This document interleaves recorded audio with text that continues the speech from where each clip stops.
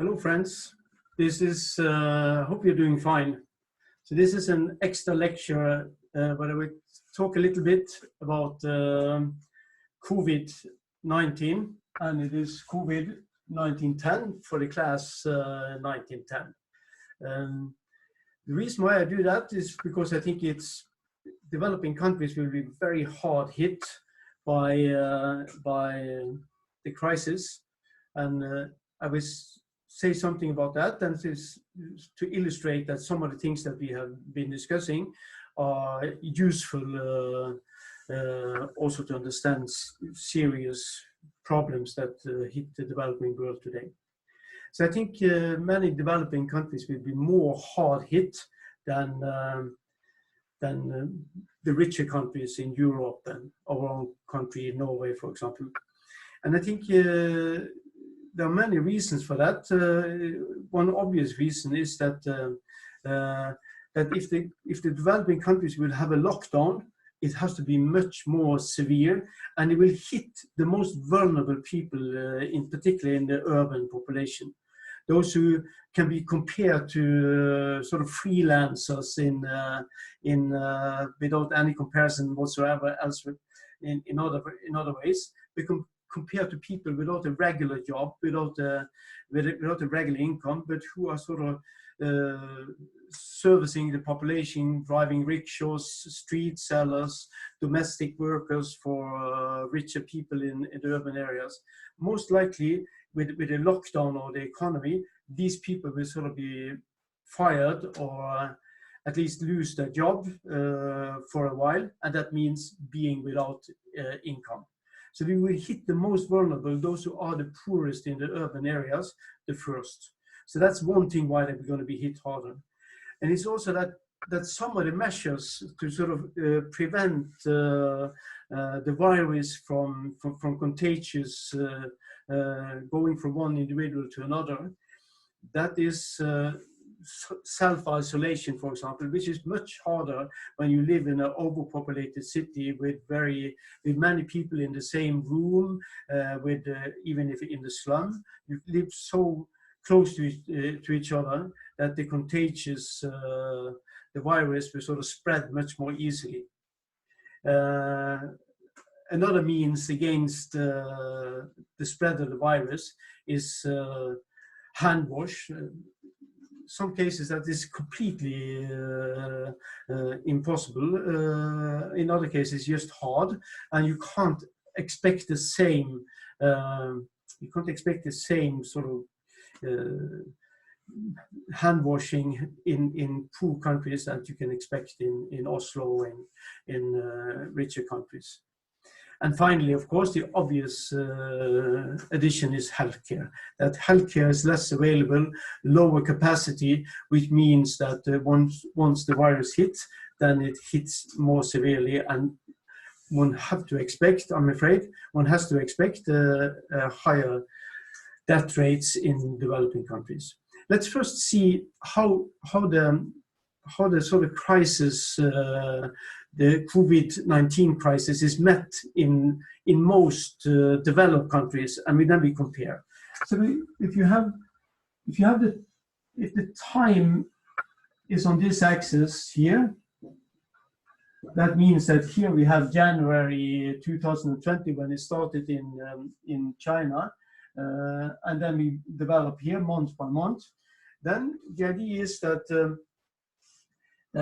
in these countries, in most rich countries, it goes something like this.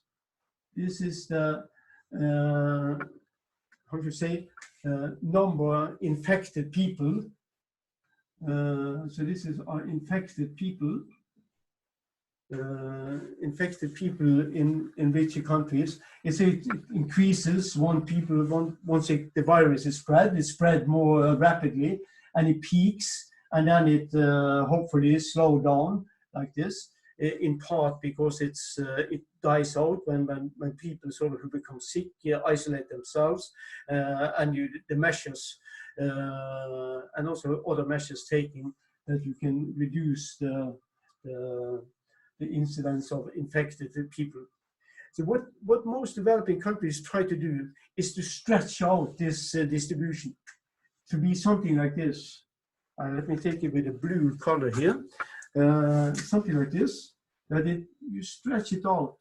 It takes maybe longer before it peaks, and then it goes down again. So the crisis lasts longer. We do this by locking down the economy, by asking people not to be together, to close down many activities.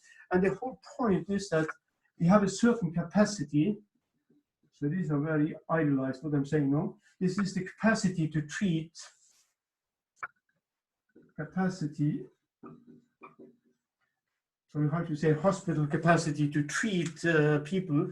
So the incidence of infected people should not exceed the capacity in the healthcare system. So this is what most developed countries try to do. There are some exceptions, there are some degrees of adjustment to this policy when you compare countries, but this is basically what how should I say, European countries, for example, try to achieve. They're going to move from the red curve to the blue curve, and the point is to sort of minimize the number of deaths simply because you try to have enough hospital capacity to treat those who are most affected. But of course, this means that you make basically a health crisis into a severe recession, in the sense that you are locking down the economy, and for that reason creating a recession, loss of income, loss of demand, all these things. I will return to that, because that will also be the case in developing countries. The basic difference, or one basic difference at least, from this picture for, say, any random European country to a developing country, is that this capacity to treat people is much, much lower. So this is capacity, say, in the EU, and this is the capacity in any developing country. It's much lower. So that means if you're going to try to get something, a sort of blue curve for a developing country, then you have to lock down much more. You have to isolate much more. You have to have much more severe measures, which can be tremendously difficult to achieve, first of all. And if you achieve it, it comes with much higher costs, because you slow down an economy where you have basically no safety nets for people, or if you have safety nets, they are at least not good enough. So that means that this is a tremendous crisis, this created by this lack of capacity to treat people who are in the health disease. So therefore, if you're going to try to have a separate blue curve that will fit for development, it has to be, it will stretch out even more, and in order to get it. This is just free drawings, of course, this last curve. So, because I don't think it is actually feasible to try to lock down the economy or spread people so much that this is possible to achieve. So this is a very pessimistic picture, but I think it's realistic in the sense that if you're going to prevent mass deaths of a scale that we haven't yet seen, not even in Italy, in developing countries, it will be the creation of a massive recession, basically a crisis, an economic crisis that will take away the income from most people and create health problems of a different sort, maybe starvation, hunger, and all kind of social tensions that will come along with that. Obviously, there will be a lot of problems in implementing a policy like this in any developing country that will have something like a shape of this that is fitted to the capacity to treat people with who are seriously ill because of the COVID-19. Let us then move to another important issue here, and that is what is happening when you lock down an economy like India or like Kenya, or anything that resemble what we normally think about as a developing country. As I said, you hit the most vulnerable groups because they're going to lose their income immediately if you do this. Think about a street seller sells clean water in Delhi, and many of them. If you lock down the economy, his entire market is gone. He sells it where there's some business normally, and people buy water from him, and this is his livelihood. If you lock down the economy, his market disappears immediately. Or take rickshaws drivers. They are sort of busy only if many people are busy in a city like Delhi.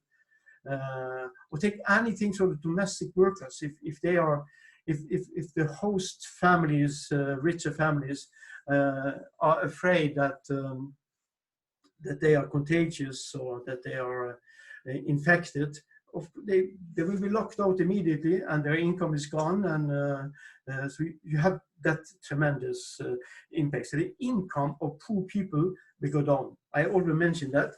But it is also locking down will be sort of, if you have just the ordinary demand and supply discussion here, if this is the supply, and you have say the supply of necessities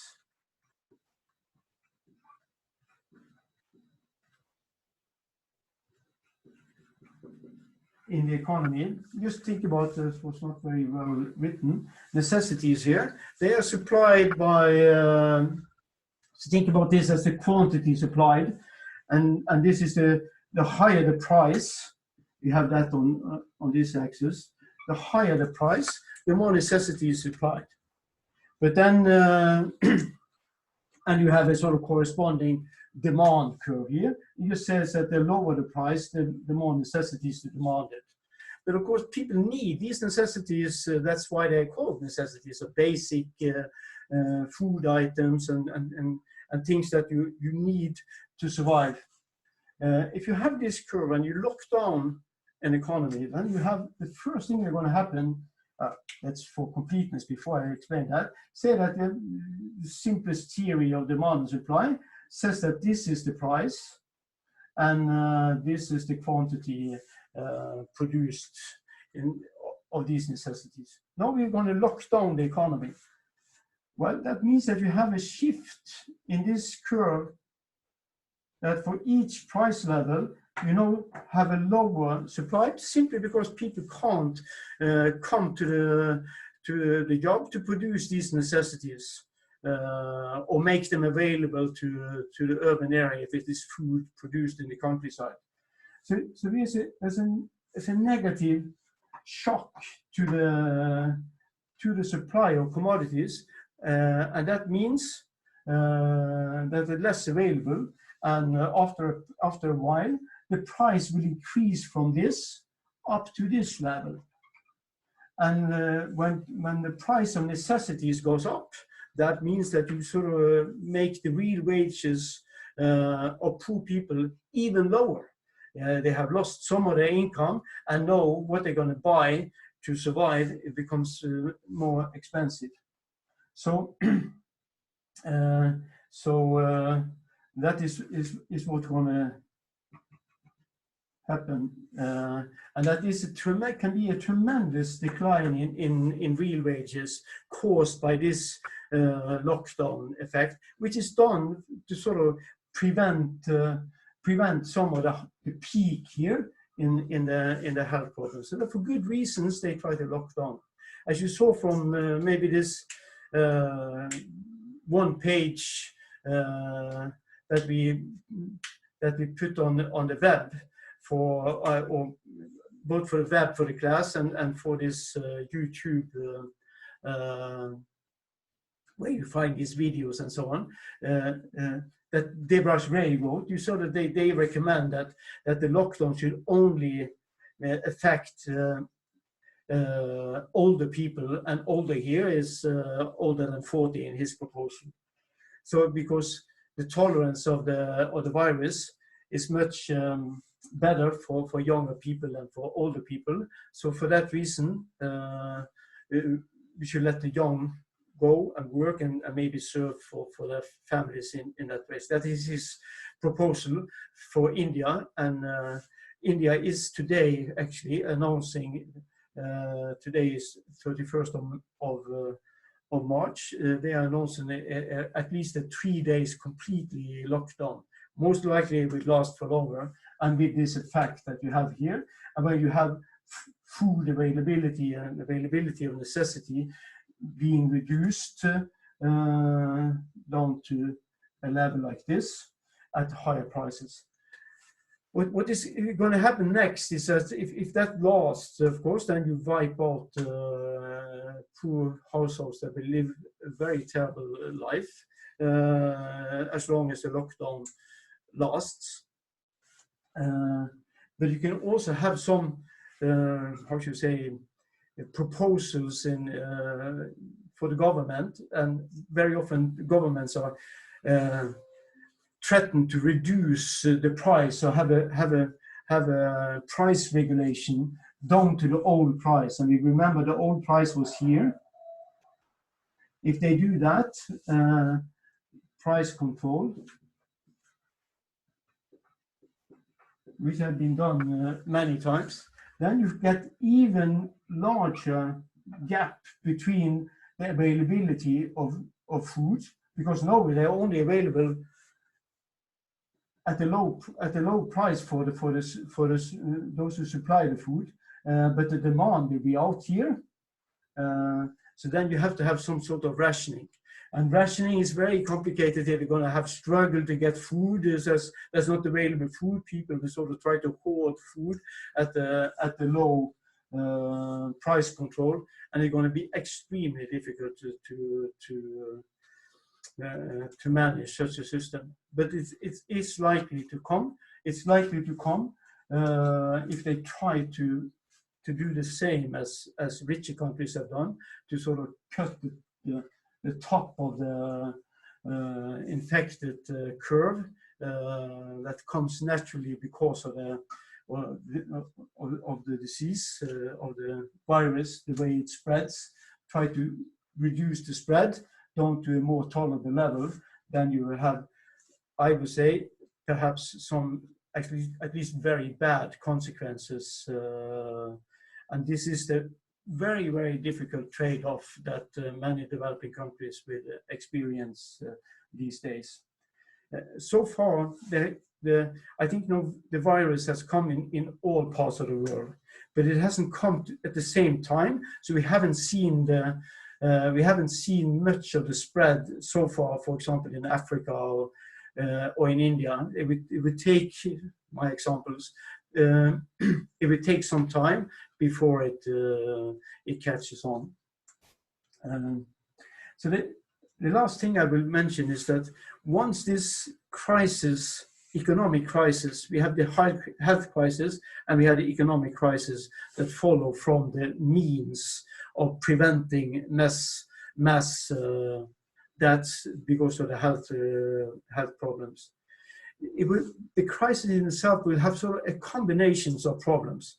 There will be a supply shock, which has been the one that we have sort of focused on the blackboard here.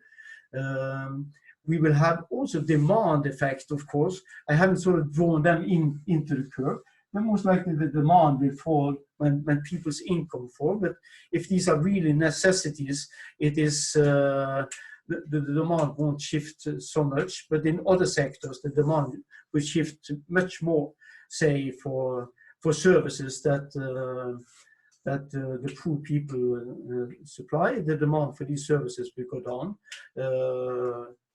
So we have a demand crisis, a supply crisis, and a demand crisis, and of course there's going to be a liquidity crisis for many enterprises, small and big enterprises. They will have huge liquidity problems because you lock down the economy. You have a much lower demand, if any at all. Shopping markets, just like here, they are basically emptied. So liquidity problems, that means that there's no income, even though they understand they can tolerate a period of low income, but they can't tolerate to have no access to liquidity. They have to pay for certain things, so they may run into problems in serving their obligations, say if they have debt, to serve the debt and so on. Just like here, the same. And it will also be a profitability crisis. The reason why I mention all these, that these crises, they are just like sort of breaks in the economy, that some sectors have a low production because they have they locked down the activity, so people are not there to produce. That could be one reason why they don't produce. Other don't produce because there's no demand for it. Other can't produce because they don't have liquidity to pay for inputs, to pay for the activity that the normal activity of the firm. So they're constrained in the access to liquidity. And the fourth problem is that you change the profitability of things, that the total demand is not high enough to sort of cover all the costs. So even an increase in demand won't lead to higher production, simply because the costs are not covered.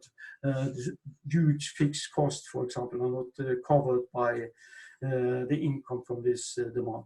The reason I mention this is that once you are over, say we are past this peak here, say we lock down like this, and I know we're gonna go down again, so we can open up, sort of go back to normal activities in like they were before January 2020. Well, it's going to be very difficult, in particular for developing countries, to move back. They will then hit all the bottlenecks that I mentioned, that even if the demand increases, then there will be other problems. You don't have the same you lack inputs, because those who are producing the inputs, they are still somewhat in a crisis. So you will have back and forth, to say it briefly. Back and forth is not the same distance. It's much harder to go back again to the normal activities when the health problems are there.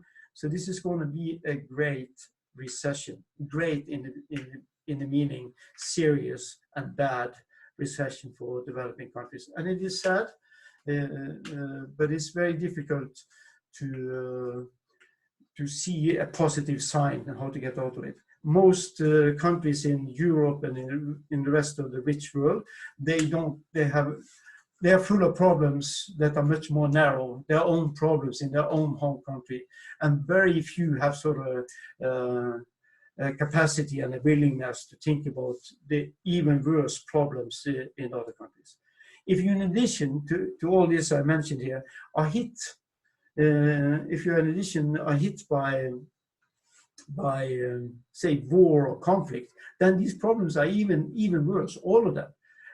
Where can you wash your hands then? Where can you isolate yourself in order not to be hit by the virus?